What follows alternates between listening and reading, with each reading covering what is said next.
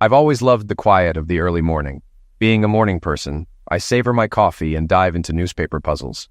Since childhood, problem-solving has captivated me, so it's no shock that I ended up in a career breaking complex codes and fighting computer threats. The work is hard, but nothing compares to the thrill of solving a puzzle others can't crack. In my job, certainty is rare. One moment I'm enjoying a Sudoku, the next I'm thrown into a crisis. My team is used to sudden calls and changes. It's part of national security work. Still, some events can completely upend your life. On December 26th, I was sipping coffee and working on a Sudoku when my phone rang. I always solve one puzzle in the morning to wake up my brain. In many ways, puzzles are more than a hobby. They're my job. My team analyzes suspicious computer codes, traces their origins, and counters potential threats. It's perfect for a problem solver like me. The caller ID showed my boss's number. I sighed. A call during Christmas break was the last thing I wanted. But when the boss calls, you answer. "I need you in the office now, Thomas," he said, skipping pleasantries. "Seriously?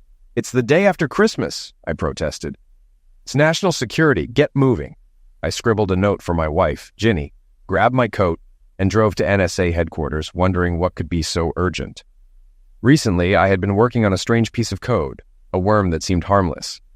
It didn't respond to our usual tests, making it even more intriguing. Maybe this emergency was related to that. When I arrived, I was directed to my boss's office, which was unusual. He was talking quietly with the director. Something was off. My boss turned to me and said, "Thomas, I have difficult news. Your wife is having an affair." I was stunned. "No, that's not true," I shouted. The director added, "We have a recording." He played it, and Ginny's voice filled the room, unmistakably talking to another man. My world collapsed. "Turn it off," I yelled, unable to bear it. Hearing my wife speak like that was devastating. Listening to it in front of my boss made it even worse. My boss looked concerned as he asked, "Are you okay, Thomas?" "No," I whispered, trying to process everything. Then anger surged through me. "Were you tapping my wife's calls? You had no right." The director responded calmly. "It's not that simple. We weren't surveilling Ginny. The system flagged her partner's voice. He's on our terror watch list." I stared in disbelief. "Ginny isn't a terrorist?" "We don't believe she's involved," the director explained. "We think he targeted her." Relief mixed with confusion. I struggled to understand. Why did she fall for him? I pushed aside my emotions to focus. Why would a terror group target Ginny? "They want to get to you, Thomas," my boss said quietly. "Me? Why?" I asked, shocked. "We suspect they're after NSA information. You're the link." I slumped into a chair, feeling lost. The director leaned forward, his voice serious. "Can you face Ginny tonight and pretend none of this happened?" "Not a chance," I replied, resolute. He nodded. "We're sending you out of town until we figure out what's going on." Frustration boiled up again. "Why not arrest him?" I demanded. "Emir has disappeared," the director said grimly. "His phone is off, and he's not at his apartment." My anger shifted to concern. Is Ginny in danger? "We don't think so," he assured me. She was just a means to an end. Reluctantly, I headed home, packed a bag, and left a note for Ginny. I slipped my wedding ring into my pocket. The bond shattered when I heard that recording. On the flight, I tried to distract myself with a Sudoku puzzle, but couldn't focus. I kept touching the ring in my pocket, wishing I could go back to before this mess. At Nashville Airport, an FBI agent named Henry picked me up for the drive to Oak Ridge.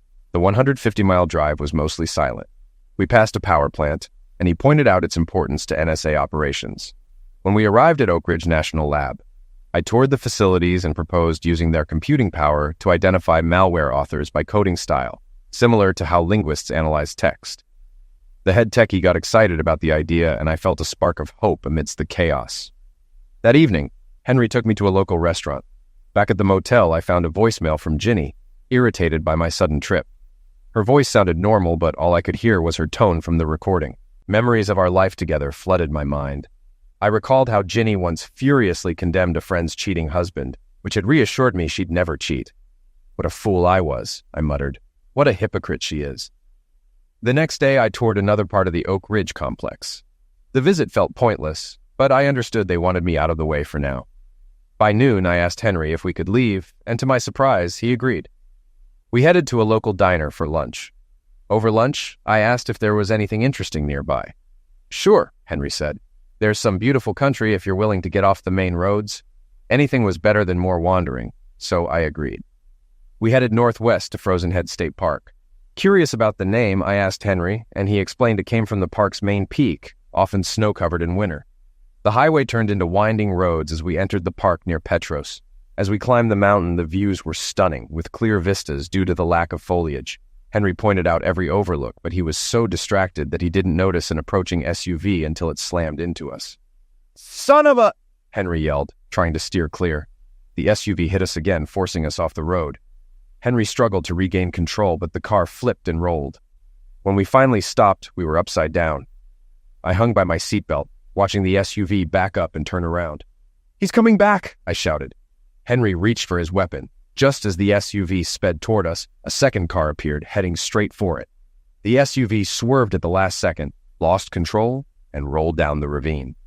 There was a crash as it hit rocks and trees. The second car screeched to a halt, and a woman jumped out, running toward us. She wore jeans, a leather jacket, and had short, slicked-back hair, holding a combat knife. Now she's coming for us, I thought, struggling with my seatbelt. She reached Henry first, cut him loose, and then moved to me. "Grab onto something," she ordered. I did, but still landed awkwardly when she cut me free. She started to pull me out, but stopped suddenly. I saw Henry running down toward the wrecked SUV. "No! Come back!" she yelled. "Get away from there!" Then, a voice from the ravine shouted something like, "Los Angeles!" followed by a deafening explosion. The blast knocked the woman to the ground. I rushed over to help her up. "What was that?" I asked. "They call it a martyr's vest," she said grimly. "They're using them now." I remembered Henry. "Henry!" I shouted and started toward the ravine, but she grabbed my arm. "Unless you have combat experience, you don't want to see that. He's gone," she said, pulling me back. "What about Henry?" I asked. "I need to report this." "We need to leave now," she snapped. "There might be a second team." "Who sent them?" I asked, buckling my seatbelt. "It doesn't matter. They want you dead, and my job is to stop that." I glanced back, noticing something red on the windshield. She turned on the wipers, clearing it. That was Henry, I realized, feeling sick. It hit me that she and Henry had been working together. "I'm sorry about your partner." "What partner?" she replied, confused. "I'm not with the FBI. Now I was really lost." "Then who are you with?" "Mossad," she answered, eyes on the road. "The Israeli intelligence agency? What does Mossad want with me?" "Right now we're trying to keep you alive," she said, steering onto the interstate. "I appreciate you saving my life, but I don't even know your name." She glanced over with a hint of a smile. "Esther Freeman. Nice to meet you, Thomas Selfridge." As we drove east, confusion and questions filled my mind. Why are terrorists after me? And why is Mossad involved? She shot me a look. "Why do you think they were waiting for you?" "I have no idea," I admitted. "I was ordered here, but I don't know why they want me dead." "You don't have to play coy. I know why your boss sent you here." "You know about Ginny and Ymir?" I asked, stunned. She nodded. "We've been aware of their affair for a while. I've heard the recordings. It's bad enough she cheated, but now everyone knows," I muttered. "That's not why you were ambushed," she continued. "They used you as bait to lure Ymir away from Fort Meade. They didn't know his plan and wanted him far from the NSA. They hoped Henry could handle it, but he got careless." "They used me as bait?" I fumed. Then I noticed we passed the Oak Ridge exit. "Aren't we supposed to turn off there?" I asked. "Not anymore. We're heading back to Fort Meade," she said. "We're driving all the way to Washington?" I asked in disbelief. She simply nodded. As we cleared Knoxville's traffic, I couldn't hold back my questions. Why has Mossad been following me? And why is Ymir after me? Was that Ymir who blew himself up with Henry? "No," she replied. "That was his brother Hassan. But Ymir is the one we're after. We need him alive." "So who is Ymir, and why is he targeting me?" I pressed. She hesitated. "That might be partly our fault. The computer virus you've been analyzing, we sent it to the NSA." "How do you know about that?" I asked. "We intercepted it in Tel Aviv. We believe it's aimed at Israel. It's called Al-Andalus." "What's Al-Andalus?" I asked. "It's from history. Some groups want to reclaim land from the Middle Ages. This virus is their first step. They targeted you because you're the one who could crack it." I sat back, trying to process everything.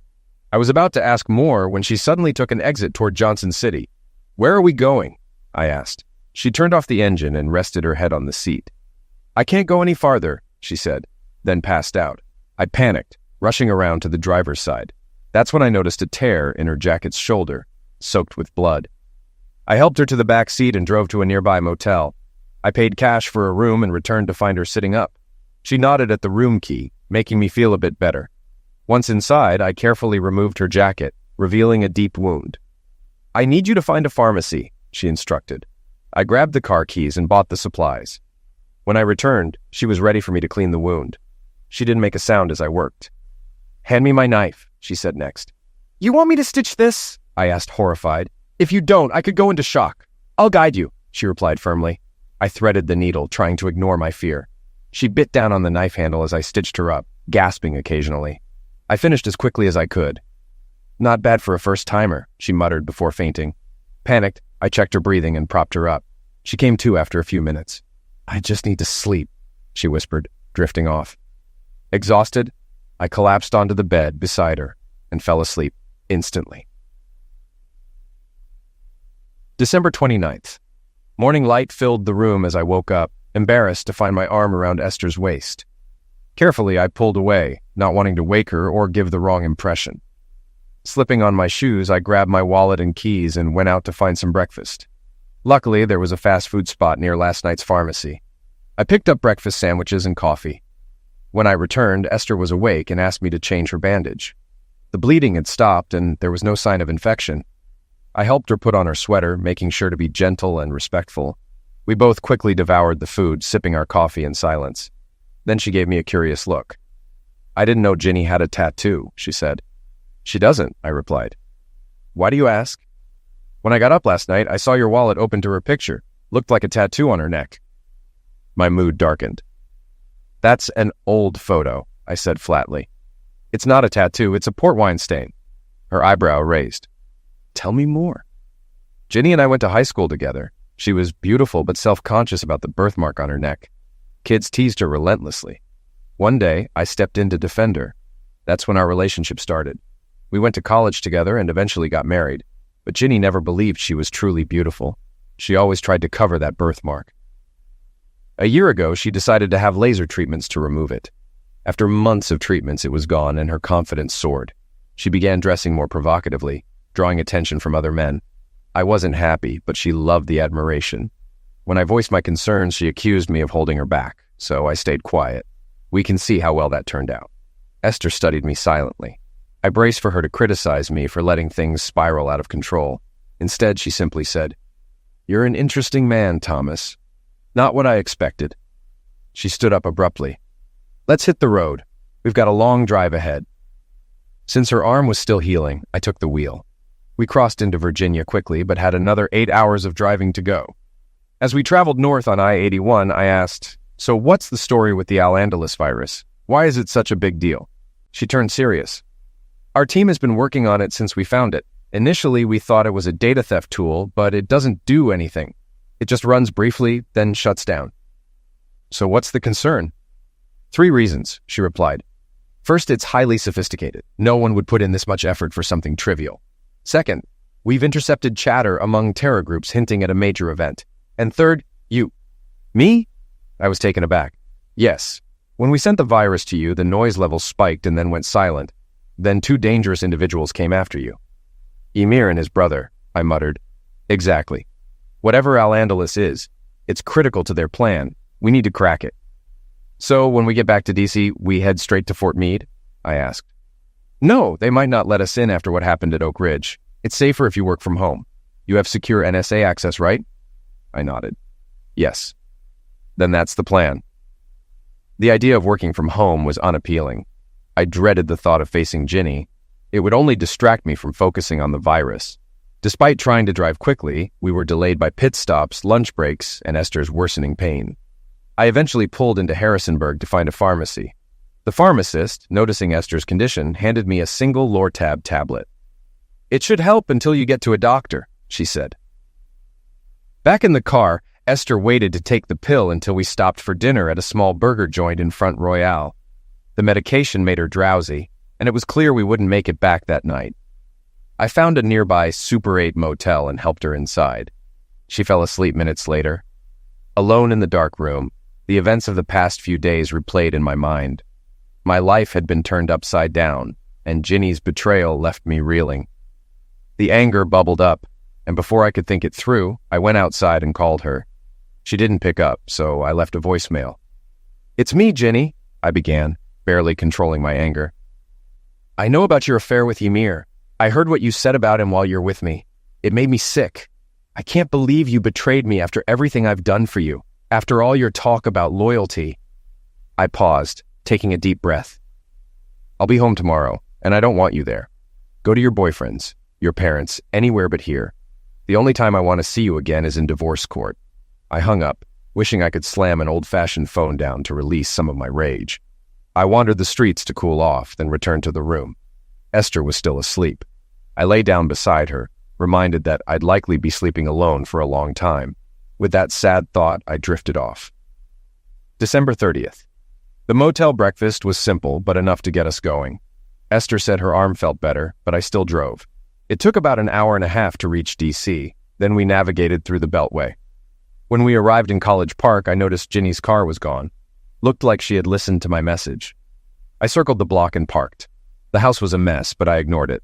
I led Esther to the home office and booted up my computer. Just as I was about to log into the NSA network, I heard the front door key turn. "Damn it," I muttered, getting up. I told her not to come here. I opened the door to find Ginny, tears streaming down her face.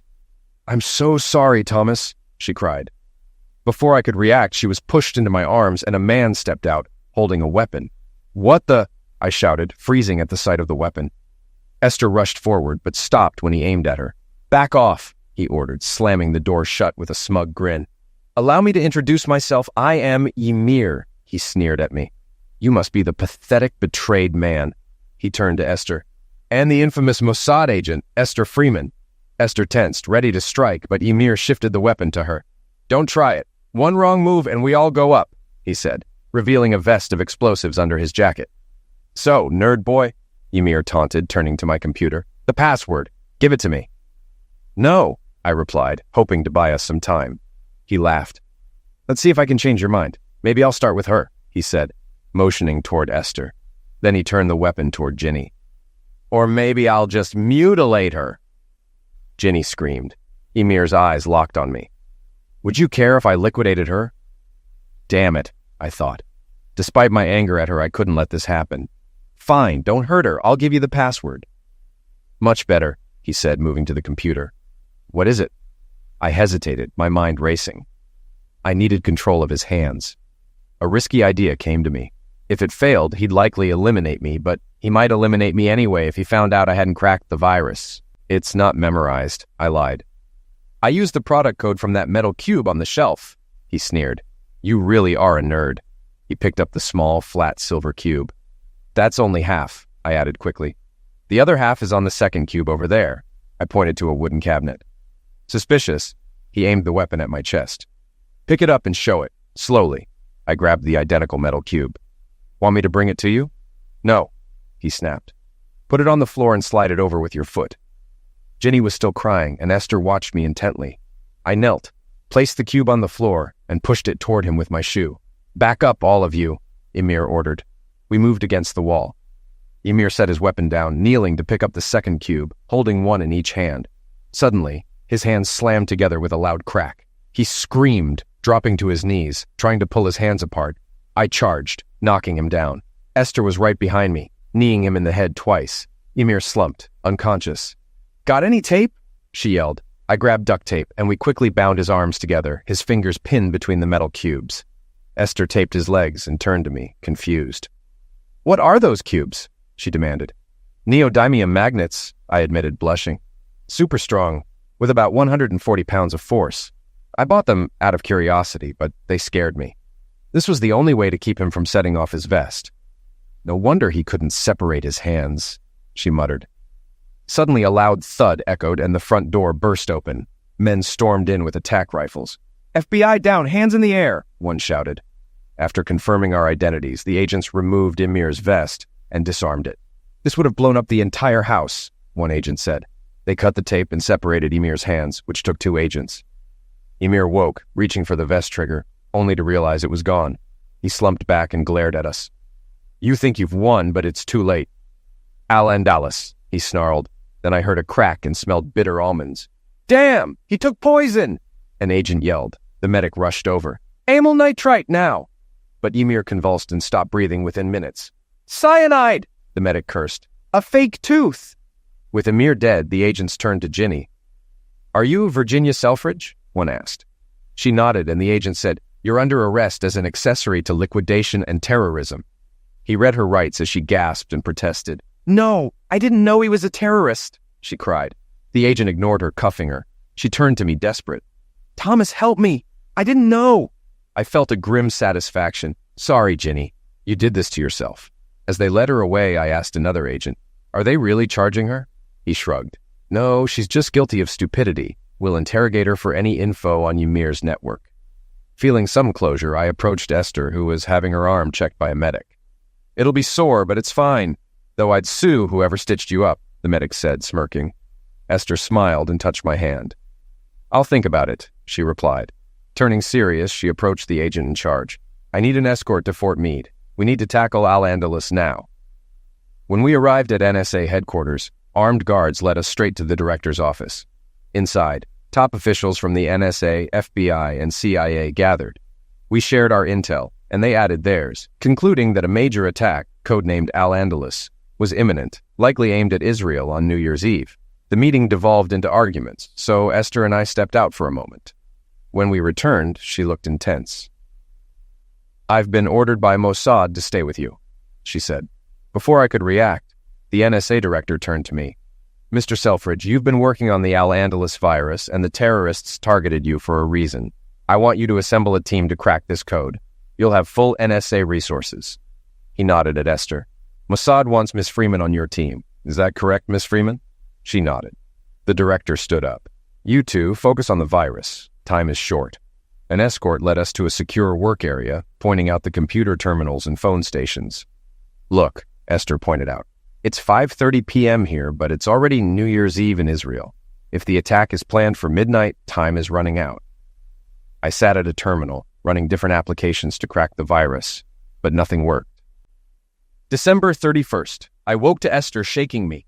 It was 6 a.m. in Washington, 1 p.m. in Tel Aviv. We heard explosions from a TV monitor, fireworks in New Zealand. It's midnight in Auckland, I muttered. Time's running out. The code didn't make sense. We need a different approach, I said. Let's figure out the terrorists' goal. She nodded. Our intel suggests something on the scale of 9/11ths. If I were them, I'd target Israel's Negev nuclear site, I said, dreading the thought. She paled. If they destroyed it, Israel could become another Chernobyl. I stared at the screens showing fireworks in Sydney. Suddenly it hit me. The Patriots, I yelled. The virus targets the Patriot missile system. I rushed to the door. Get someone from the Patriot manufacturer here, now! Minutes later, a man from Raytheon entered. I explained our theory and showed him the virus code. His face grew serious. This code targets the Patriot AN/MPQ-65 radar, altering the intercept data so missiles miss their target. I turned to Esther. Tell the IDF the virus targets the Patriots. She made the call, her expression darkening. The IDF found traces of the virus in one Patriot system. The Raytheon tech added, if one's infected, they all are. They're networked. How do we fix it? I asked. You need to replace the radar units, which takes hours, he replied. That's too long, I said. We need another solution. After hours of effort, an engineer finally said, your best bet is to destroy the missiles on the ground before launch, then swap out the systems. Esther snapped. We've tried that before and failed. Find another way. As everyone returned to work, Esther pointed to the live feed from Tel Aviv. It's midnight, she whispered. Everyone froze, watching the screens nervously. Esther leaned over. The IDF is on full alert, and I've been told that your military is also at a high state of readiness. The scene in Tel Aviv showed nothing unusual, just typical New Year's Eve celebrations.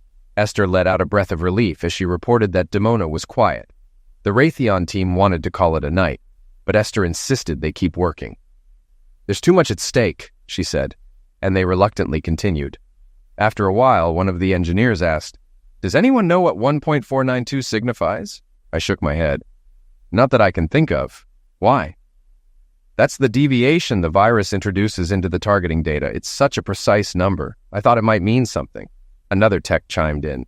1492, that's the year, and started singing. In 1492, Columbus sailed the ocean blue. Everyone laughed except Esther, who suddenly looked serious. She hurried to a computer and checked something. "That's it," she yelled. We stared at her, confused, so she explained. Most people know that in 1492, Columbus set sail. But in that same year, the last emir of Granada surrendered to Queen Isabella, ending Al-Andalus. Then her face went pale as she typed furiously. The emir surrendered on January 2nd. The attack was never planned for New Year's Eve. It's set for tomorrow. They want to strike on the anniversary of that defeat. The Raytheon engineers exchanged puzzled looks, but it made sense to me. Esther immediately called Tel Aviv, and I rushed to brief the director. After hearing our theory, he nodded. They never forget old grudges. A coup on that anniversary would be their dream. He paused, then said, "Now, your team has to find a way to stop it." When I returned to the workroom, the Raytheon team had linked to a test version of the Patriot guidance system in Andover. For hours, we tried to root out the virus, but the system wasn't built to handle an internal threat. "It's like an epidemic," one tech groaned. "It's everywhere." January 1st, New Year's Day in Israel passed quietly, confirming Esther's prediction, but it only meant we were that much closer to the real attack. The head of the Raytheon team finally approached me. "We've narrowed it down to two options. First, shut down the infected units, wipe all software, and reload with a clean version. But it's time-consuming, and there's no guarantee we won't reinfect them." I shook my head, turning to Esther. "That might take too long, and we can't risk taking Damona's defenses offline for that long. What if the attack comes early?" She nodded, looking defeated. "Is there anything else?" I asked the engineers. The lead tech hesitated. "We could try to write an error-checking routine, but the system was never designed for this. We don't have a way to stop this virus." Suddenly, a thought struck me. "Smallpox," I blurted out. He looked puzzled. "What? You fight smallpox with cowpox?" "Maybe we can't eliminate this virus, but what if we introduce a second virus to counteract it?" They looked at me skeptically. "The virus skews the targeting data by 1.492 degrees. What if we write a new virus to adjust the targeting by minus 1.492 degrees? They could cancel each other out." The engineers debated the idea. Then the head turned to me. "Some of us think it might work, but others worry it could cause a bigger issue. We can't even be sure the system will accept a second infection." "Look, we know the current virus is highly contagious," I argued. "If we create a duplicate with reverse values, it should balance out. What other option do we have?" After more discussion, they grudgingly agreed. They started creating the antivirus, double-checking everything to match the original except for the altered target values. While they worked, Esther grabbed my arm, concern in her eyes. "Are you sure about this? If it fails—" I met her gaze, filled with both determination and doubt. Memories of standing up for what I believed in flashed through my mind. "It's the right move," I said firmly. "I believe in this." She studied me for a moment, then nodded. "I trust you." The next few hours flew by. The team checked and rechecked the antivirus, while others coordinated with technicians in Israel to prepare for the system reinfection and tests.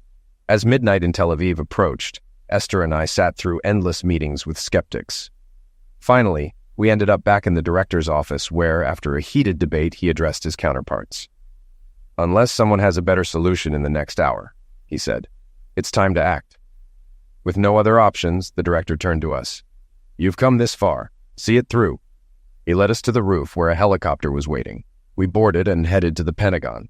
After landing, we were escorted deep into its command center. Inside, high-ranking officials sat around an oval table facing a large screen. Esther and I took seats against the wall. Soon the lights dimmed and the screen lit up with a satellite view of the Middle East. 2 clocks showed the time in Washington and Tel Aviv. "It's almost midnight in Israel," Esther whispered. The screen zoomed in further until it showed the lights of a small desert town labeled Dimona, with a highway running by it. "Too close," said a voice. The view then zoomed out, revealing the coast of the Mediterranean to the northwest and a dark area to the east. "That's the Dead Sea," Esther whispered, pointing. "A little further, please," the voice directed. Soon, the whole of Israel and parts of its neighboring countries were visible. "We're approaching 0 hour," the voice announced. Esther squeezed my hand tightly, reminding me that this wasn't just a simulation. Real lives were at stake. "Watch the north and northeast," she whispered. "That's where the attack will likely come from." "Syria and Iraq?" I asked. She nodded, eyes fixed on the screen. The room was silent as the seconds ticked down to midnight. There was an audible gasp when the clock hit 24:00, but but nothing happened at first. Some people murmured quietly. "Told you so," someone muttered. Then Esther's nails dug into my hand. "There!" she exclaimed, pointing at tiny orange-red arrows rising from the desert north of Israel. More arrows soon followed, arcing southward. "Holy crap!" someone blurted out. "There are over 24 of them, likely Scuds," another voice speculated. The arrows moved past Jerusalem, heading toward the marked target, Dimona. It felt like watching a disaster unfold in slow motion. I wanted to look away, but I couldn't. Suddenly, bright flashes appeared around Dimona, and new arrows of light shot into the air. Time seemed to slow as the incoming missiles continued their path. I was convinced we had failed. Then, a large yellow explosion bloomed in the sky over Dimona, followed by more fiery bursts that eventually dissipated. Esther threw her arms around me, kissing me. "You did it! You did it!" she cried. As I hugged her, I heard cheers erupt in the room. "Situation report from Dimona," a voice called out. "One missile got through," someone reported. "It went off course and hit south of the town. Only minor damage." More cheers filled the room. I realized I'd been holding my breath the entire time. Before I could react, a new set of launches appeared on the screen, this time from within Israel. "What's happening?" I asked, confused. Esther was focused on the screen. "Those are Delilah's," she explained. "Ground-launched cruise missiles. Our radar tracked the Scuds, and now we're returning fire." She turned to me, her expression fierce. "Did you think we wouldn't strike back?" As I watched the lights streaking north and east, I realized there were no defenses to stop them. I looked away and sat in silence, observing the room's celebrations. Soon, Esther was called for a phone call, and I felt out of place. An MP approached me. "Sir, the NSA director will be here for a while. He's offered the helicopter to take you and Miss Freeman wherever you need to go." Esther returned, and we followed our escort to the helipad. She seemed unusually quiet. When we boarded, she leaned toward the pilot. "Can you take me to Dulles International Airport?" she asked. "What's going on?" I asked. She sighed. "It's an eye for an eye. The counterstrike was just part of the response. I've been called back to Tel Aviv." "Oh," I said, disappointed. "I thought maybe—" She smiled, squeezing my hand. "I would have liked to celebrate, but we don't always get to choose." The helicopter quickly covered the distance to Dulles. Esther turned to me before getting out. "You've surprised me in many ways, Thomas Selfridge. I won't forget you." She kissed me quickly and left before I could say anything. On the way back to College Park, I felt like I was in a daze. Everything from the past week felt surreal, like scenes from a movie. Once home, I had to enter through the side door because the front was covered with plywood. The living room was still in disarray. "Guess it wasn't a dream," I muttered to myself. I found some food in the fridge and returned to the living room. I righted an overturned chair and sat down, feeling a wave of exhaustion. Looking at the clock, I realized it was almost midnight. "Damn," I muttered. My break was over, and I had work tomorrow. I went to the bedroom surrounded by reminders of Ginny, her clothes, photos, and the furniture she had chosen. I couldn't help but wonder if she and Ymir had ever... I couldn't take it. I grabbed a blanket and slept on the couch. January 2nd. The couch was uncomfortable, so I woke up early. I was eager to read what the Washington Post had to say about the attack. I didn't expect my name to be mentioned, but I thought there might be something about the antivirus effort. Surprisingly, there was nothing on the front page. I went through the paper, but there wasn't a word about it. How do you keep something like that secret? I wondered. At work, everything seemed normal. My coworkers had no clue what had happened. "How was your holiday?" they asked. "It was eventful," I replied casually. A few hours later, I was summoned to see Ben's boss. I walked in, expecting praise, but instead was met with a stern look. He held up a document with my signature. "When you joined the NSA, you agreed to keep any information gathered here confidential," he stated coldly. "Under Section 18 of the U.S. Legal Code, disclosing anything about codes or ciphers of the U.S. or foreign governments, or details related to them, can result in a fine or imprisonment for up to 10 years. This includes everything you saw and did yesterday. Understood?" "Yes, sir," I nodded. "Good. Now get back to work." I left his office, feeling deflated. I didn't want a medal, but a bit of gratitude would have been nice. It was clear someone had buried the whole affair. I wasn't going to get any recognition for my role. Instead, I felt like I'd just been in the wrong place at the wrong time. The depression returned as I began the unpleasant task of searching for a divorce attorney. Over the next weeks, things didn't get better. I learned of Agent Henry's end of life through a small article in the Knoxville News-Sentinel. He died in a traffic accident at Frozen Head State Park. He deserved more than this, I thought, frustrated at the lack of recognition. A coworker later mentioned that our boss's boss was being promoted, supposedly due to a coup over the holidays. I fumed inside, knowing he had merely used me as bait. I considered going to the NSA director, but got sidetracked by a political uproar over Israel's actions in Syria. As Congress debated, the NSA director resigned, and a new one took over. My attempts to divorce Ginny hit roadblocks. Maryland wasn't a no-fault state, and proving infidelity would involve classified information. There's no simple way out, I thought, feeling more trapped than ever.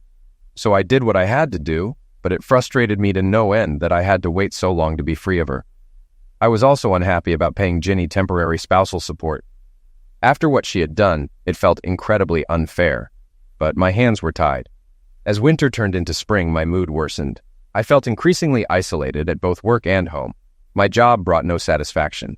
The one significant achievement I had made was now a secret, something nobody could acknowledge. Management seemed to disapprove of me, and my coworkers started avoiding me. Outside work, it wasn't much better. Most of our friends were couples, used to socializing in pairs. Now, I was the odd man out, and since no one really knew why Ginny and I had split, I think some assumed it was my fault. So I spent a lot of time brooding.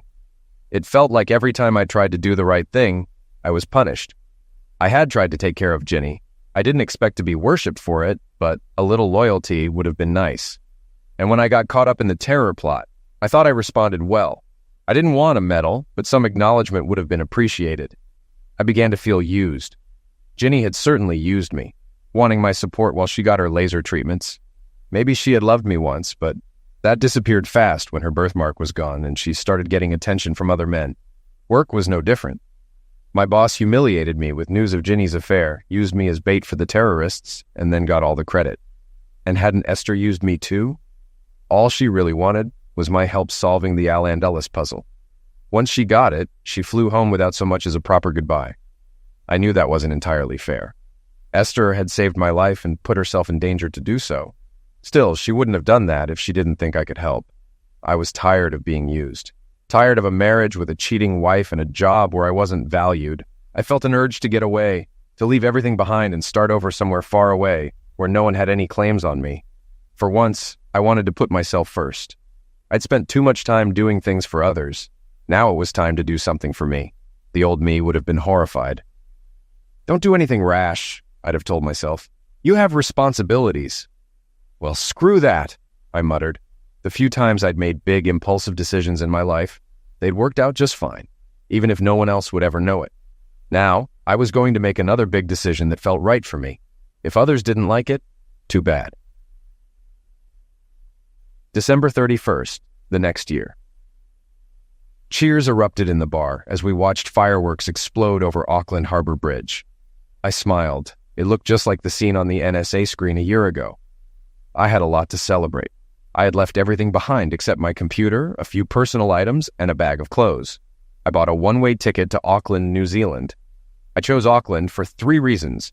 It was as far away as I could get while still speaking English. I didn't know a soul there and had no obligations. And yes, I was blown away by the scenery in the Lord of the Rings movies. Once again, my decision turned out well. The people in New Zealand were incredibly friendly and welcoming, so I didn't feel as lonely as I'd expected. I found a job quickly. I had enough money to tide me over, but I landed a good position almost immediately. The ANZ banking group had experienced a cybersecurity scare just before I arrived, so my expertise in viruses and malware made me a valuable hire. After starting work, I rented a small 2-bedroom flat and began building my new life. Untangling things back in Maryland was challenging. Breaking away from an old life isn't easy, but I managed. I quit my job, transferred my thrift savings plan, paid my bills, and took care of immediate concerns. I gave my lawyer power of attorney to handle the biggest issue, Ginny. I told him she could keep the house in place of alimony and left the rest to him. The problem was that Ginny refused to accept the situation. She dragged out the divorce process, refusing to cooperate. I instructed my attorney not to reveal my whereabouts. She began to maltreat him, which, of course, added to my legal fees. Finally, I realized I had to speak to her directly. I arranged a Skype call, not telling her that I had to wake up before dawn to do it. That certainly didn't help my mood. New Zealand is literally at the end of the internet cables, so connections can be unreliable. But somehow we got a stable link for our call. Seeing her face on the screen was a shock. She still looked as beautiful as when I first fell in love with her. This won't be easy, I thought. The call didn't start well. She demanded to know where I was, and when I refused to tell her, she switched between anger and tears. "Why did you run away?" she sobbed. "Why won't you tell me where you are?" I sighed. "Honestly, Ginny, you broke my heart. I couldn't bear to be around all the reminders of you. I had to get as far away as possible." To my surprise, she smiled. "That means you still have feelings for me. Why not stop this nonsense and come back?" I tried to stay calm. "Ginny, you cheated. You broke our vows. How can I come back after that?" Her face fell, but then she looked determined. "I know, and I feel terrible about it, but I was vulnerable." "Why?" I pressed. "Why were you vulnerable?" She shook her head as if I was clueless. I had just finished my last laser treatment and was adjusting to my new look. He came along and called me beautiful. Of course I responded. That infuriated me. "But I always told you you were beautiful," I said, "since the first day I met you." "Yes, but you said that before I got my birthmark removed." He had never seen me before, so his compliments meant more, she replied cheerfully. I was too stunned to respond, but my expression must have given away my feelings, because her tone changed, and she looked upset. "I don't want to talk about that," she sniffled. "I've been so lonely without you. I cry every day. I know what I did was awful, and I've kicked myself for being so stupid." She paused to wipe her eyes. "But it wasn't my fault. I didn't know Emir was a trained spy. He was just a handsome guy with sweet words. I got swept up. I didn't realize he was only using me to get to you." She continued hurriedly. "I've learned so much from this. I know I'd be a better wife if you'd just come back. We can be happy again. What do you think, honey?" I watched her as she spoke. She looked and sounded the same as always. But something had changed. I no longer loved her.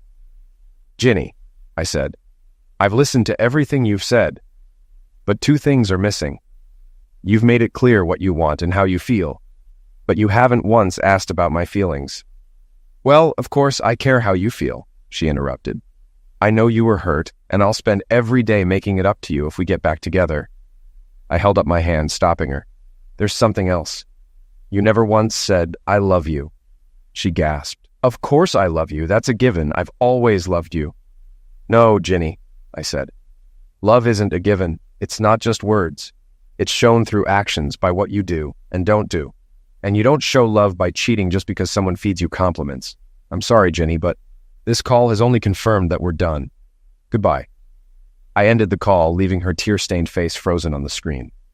It hurt to lose someone who once meant so much to me. But I knew I'd made the right choice. December 31st, 2 years later. Earlier in the evening, I had been at a party with friends, but it felt right to spend the New Year's countdown at the bar where I'd first celebrated in New Zealand. The patrons had welcomed me back then, and I felt at home as I raised a pint and watched the fireworks over Auckland Harbor. The past 2 years had treated me well. Ginny finally accepted the divorce, and I gave her the house in exchange for ending spousal support. Now I was legally free. My career took off too. After a year at the bank, I built a reputation as a cybersecurity expert and started consulting on my own. Luck struck again when the National Cybersecurity Center in Wellington reached out for my help, giving me credibility and boosting my business. It also pushed through my permanent residency application, making me an official Kiwi. With the income from my consulting work, I bought a home with a view of Auckland Harbor. I was glad I had taken the leap. The bar dimmed for the fireworks, and at first I didn't recognize the woman behind me. Then she spoke. "Happy New Year, Thomas Selfridge." Her accent was one I hadn't heard in years. I turned and hugged her without hesitation. "Happy New Year, Esther." After a moment, we stepped back. She was as fit as I remembered, in a sleeveless black sweater and tight jeans. I noticed a thin scar on her right shoulder, and this time her dark hair was tucked under a baseball cap. When she tilted her head to watch an explosion over the harbor, I saw the black patch covering her right eye. The bar crowd grew louder, so I leaned in and asked, "Want to go somewhere quieter to catch up?" She smiled. "I'd like that." We drove to my house in Herne Bay. When we pulled into the driveway, she whistled softly. "You're doing well, Thomas. I'm glad." I poured us a drink and led her to the deck. We had a view of the harbor and the distant fireworks. Despite the sea breeze, it was warm. Even after 3 years, it still felt odd to celebrate New Year's in summer. After a while, she took off her cap and turned to me. "Aren't you going to ask about my eye?" I noticed a scar running from under the patch, across her eyebrow, and into her olive skin. "What happened?" I asked. She put the cap back on and sat in a deck chair. "It was my fault. I found one of the terror leaders behind Al-Andalus. Unfortunately, I didn't find his hidden knife until it was too late." She grinned. "But he won't be plotting anything else." I could believe she'd take a wound like that and still win. "Couldn't the doctors?" I gestured to the patch. She shook her head. "The damage was too severe, and by the time I got to a hospital, it was 18 hours later. It was too late." Sensing it was time for a change of subject, I asked, "Are you still with Mossad?" Her expression told me I'd made a mistake. "They kicked me out," she said bitterly. "With this face, I could never go undercover again, and my marksmanship is ruined. They offered me a desk job, but I refused." I felt her pain and stayed silent. Then she added, "The last few years have been hard. I had a lover in Tel Aviv, and we talked about a future together. But after my injury, he couldn't even look at me. He wasn't the man I thought he was." Her voice was calm, but I could tell she was still hurting. I pulled up a chair beside her, putting my arm around her shoulder. We sat quietly, gazing at the city and harbor. Finally, I asked the question that had been on my mind. "How did you find me in New Zealand?" She gave a small smile. "I called in a few favors. You did a good job of disappearing." "At the time, I needed to get away from my old life," I admitted. "But I've made a new life here, and now it feels like home." I looked at her. "Why did you track me down?" Her face grew thoughtful. "You surprised me, Thomas. I thought you were just a computer nerd, but you handled things that would break most people. I regretted not getting to know you better." She paused, staring out at the water. "The time we spent together, despite the danger, was better than anything since. I missed it. And I missed you." She turned toward me. "Besides," she said, her voice husky, "we never got to celebrate." Suddenly, she pulled me into a passionate kiss. We stood up, clinging to each other, and I led her inside to my bedroom. It took us 3 attempts to quench the flames. I woke the next morning to the soft light of dawn. Esther was snuggled against me, and I smiled, recalling our night. As I moved, I noticed her eye patch had fallen off. I picked it up just as she woke. "Give it back!" she cried, snatching the patch from my hand. "Don't look at me," she pleaded, turning away and trying to put it back on. Once it was secure, she bent over, sobbing into her hands. I put my arm around her, letting her cry. Feeling her shudder, a surge of emotions swept over me. This woman saved my life, I thought, and now I can save hers. And I realized that this was exactly what I wanted. For both of us. I gently turned her to face me and removed the patch. "No," she whimpered. "I'm so ugly." "You're wrong," I said softly. "You see only the scar. I see a beautiful, strong woman." She looked at me, disbelief slowly turning into hope. Then she threw her arms around me and kissed me. I knew right then that I had made another good choice.